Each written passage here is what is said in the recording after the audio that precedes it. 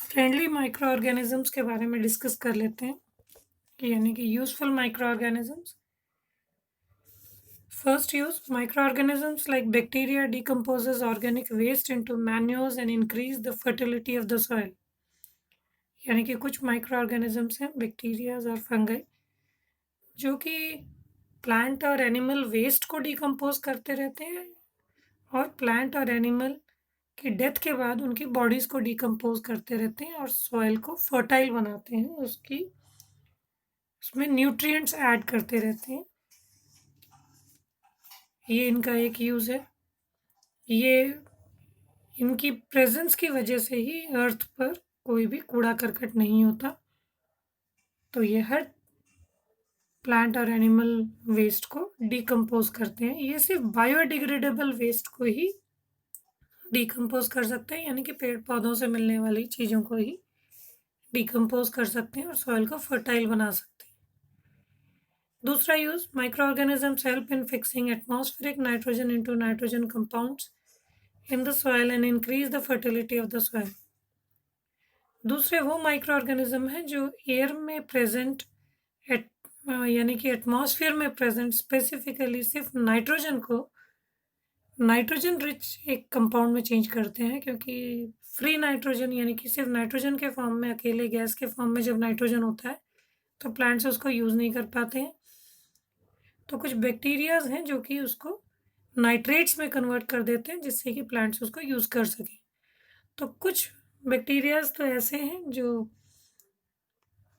Free हैं, यानी कि अकेले रहते हैं सॉइल में और वो कन्वर्ट करते हैं, तो वो नाइट्रोजन रिच सॉइल को बना देते हैं और उससे हर प्लांट नाइट्रोजन को वहाँ से यूज़ कर कर अपनी ग्रोथ करता है। लेकिन कुछ प्लांट्स को नाइट्रोजन की रिक्वायरमेंट ज़्यादा होती है, तो उनमें खास तरह का एक बैक्टीरिया रहता है जिसे राइजोबियम कहते हैं। वो एटमॉस्फेयर की नाइट्रोजन को नाइट्रेट में कन्वर्ट करता है जिससे कि पौधे को जितनी ज़्यादा नाइट्रोजन की रिक्वायरमेंट है वो उसकी फुलफिल हो जाए और वो उसको यूज़ कर सके। ये खासकर दालों में होता है, लेग्यूमिनस प्लांट्स। सारी दालें लेग्यूमिनस प्लांट्स की कैटेगरी में आती हैं और जब वो बैक्टीरिया है वो उनकी रूट्स में पाया जाता है और जहाँ जहाँ वो प्रेजेंट होता है वहाँ से रूट स्वलन होती है, सूजी हुई होती है, उसको रूट नोड्यूल्स कहा जाता है। बैक्टीरिया को रहने के लिए मतलब जगह मिल जाती है, शेल्टर मिल जाता है और पौधों को जो एक्स्ट्रा नाइट्रोजन की रिक्वायरमेंट है वो फुलफिल हो जाती है उनकी। इसीलिए दालों में प्रोटीन्स काफ़ी मात्रा में होते हैं और प्रोटीन्स के मॉलिक्यूल को बनाने के लिए लेग्यूमिनस प्लांट्स को ज़्यादा नाइट्रोजन चाहिए होता है। तीसरा use, micro organisms are used for making curd from milk, for making cheese, pickles, bread, cakes, pastries, alcohol, wine, vinegar, acetic acid etcetera. तो इनको एक एक करके समझ लेते हैं। पहला, making curd from milk. Bacterium called as lactobacillus produced uh, and reproduce in milk and converts it into curd. And it's a friendly microorganism, good for our health. So you may have seen also कि आपकी mummy थोड़ा सा दूध को गर्म करती हैं, उसमें थोड़ा सा कर्ड डालती हैं, क्योंकि उस जो थोड़ा सा कर्ड डाला जाता है, खट्टा डाला जाता है, उसमें लैक्टोबैसिलस बैक्टीरिया होता है और वो जितना गर्म दूध चाहिए होता है उतना ही लेडीज़ को एक्सपीरियंस से पता होता है, सो दैट कि उस टेम्परेचर पर लैक्टोबैसिलस फास्ट ग्रो कर कर दूध को दही में बदल दें। Making bread, the fungus called as yeast reproduces in flour dough and produces carbon dioxide during respiration, which makes the dough soft and helps in making bread, cake, biscuits and pastries। East एक fungi का example है और ये bakery industry में बहुत use होता है। तो प्रिपरेशन में इसको डाल दिया जाता है, तो उससे क्या होता है, ये मल्टीप्लाई करता है। जब मल्टीप्लाई करता है तो ये सांस लेता है, ऑक्सीजन लेता है, कार्बन डाइऑक्साइड छोड़ता है। तो जब ये कार्बन डाइऑक्साइड छोड़ता है तो उस चीज़ को सॉफ्ट बना देता है, क्योंकि जो कार्बन डाइऑक्साइड एस्केप करने की कोशिश करती है तो उसमें छोटे छोटे छेद क्रिएट कर देती है, उससे वो चीज़ फ्लफ़ी हो जाती है। जब इन प्रिपरेशन को पकाया जाता है तो ये ईस्ट मर जाता है, तो इसीलिए ब्रेड, केक, बिस्किट, पेस्ट्रीज ये सब सॉफ्ट और फ्लफ़ी होते हैं।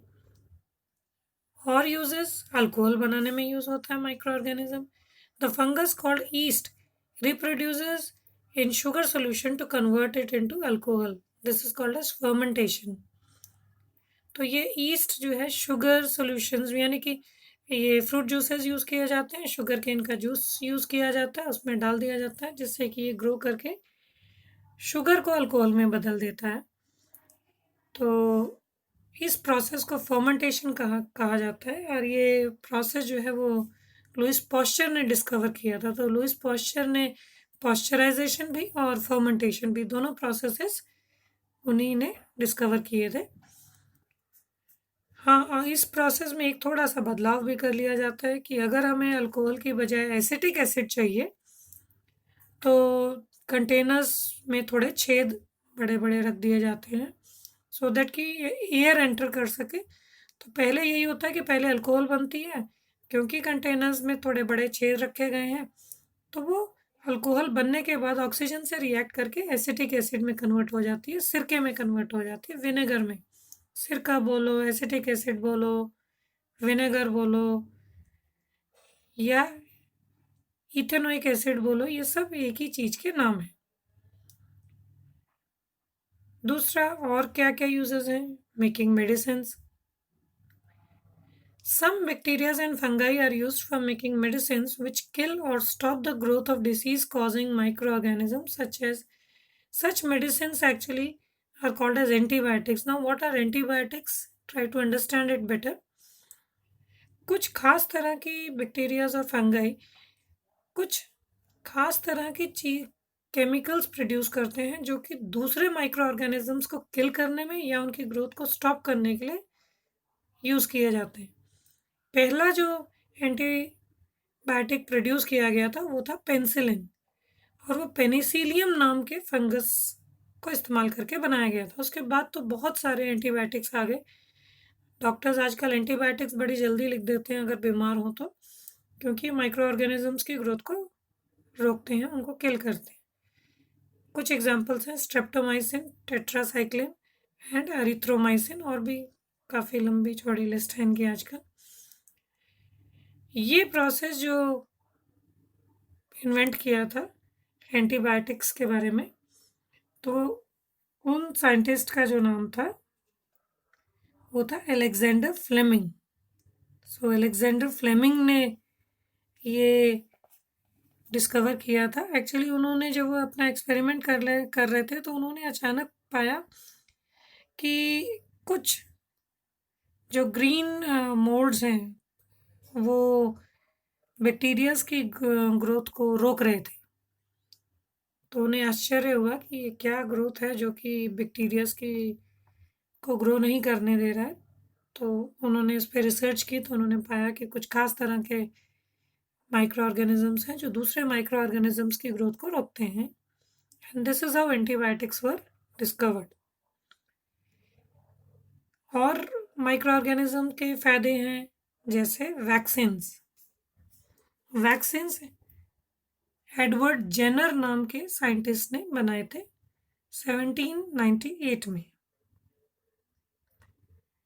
और इसके पीछे भी एक बड़ी इंटरेस्टिंग कहानी है कि उन्होंने बहुत पास्ट में क्या था कि चिकन पॉक्स महामारी की तरह फैल गई थी, जैसे अभी क्या कोरोना फैला हुआ है, इस तरह से चिकन पॉक्स फैली थी और बहुत सारे लोगों की डेथ हुई थी।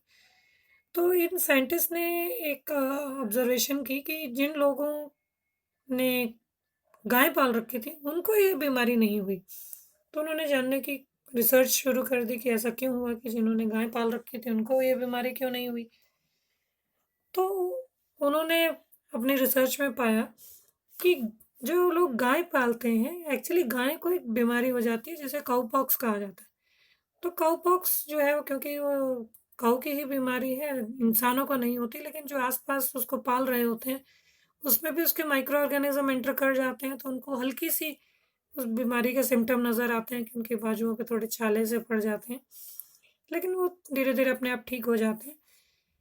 तो उन्होंने पाया कि जो micro organism chicken pox cause कर रहा है और जो काऊ पॉक्स का माइक्रो ऑर्गेनिज्म है, वो काफ़ी हद तक मिलते-जुलते हैं। तो जो लोग काऊ पालते हैं, तो क्योंकि वो काऊ के आस-पास रहते हैं, तो कभी न कभी काऊ पॉक्स वाला माइक्रो ऑर्गेनिज्म उनकी बॉडी में एंटर करता है और उनकी बॉडी उस माइक्रो ऑर्गेनिज्म को किल कर देती है। तो ये पाया गया कि माइक्रो ऑर्गेनिज्म जब किल करती है, तो एक इंसान की बॉडी में खास तरह के सेल्स होते हैं जो ये याद रखते हैं कि इस माइक्रो ऑर्गेनिज्म को कैसे मारा गया।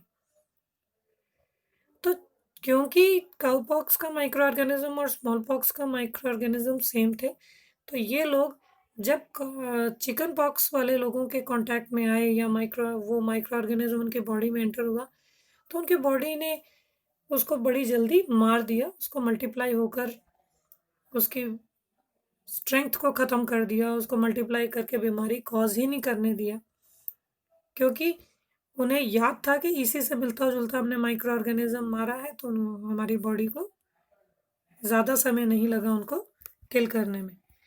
ये एक ब्रेक थ्रू था, ये एक बहुत बड़ी इन्वेंशन थी और इसी इन्वेंशन के बेस पे वैक्सीन्स बने। और वैक्सीन में फिर यही किया जाता है that in vaccines are dead and weakened microbes introduced into the body to produce antibodies। तो यानी कि या तो मरे हुए या फिर बहुत कमज़ोर, जो कि ज़्यादा स्ट्रांग ना हो, ऐसे माइक्रो ऑर्गेनिजम्स बॉडी में इंट्रोड्यूस किए जाते हैं, वो वैक्सीन के फॉर्म में इंसान की बॉडी में डाला जाता है।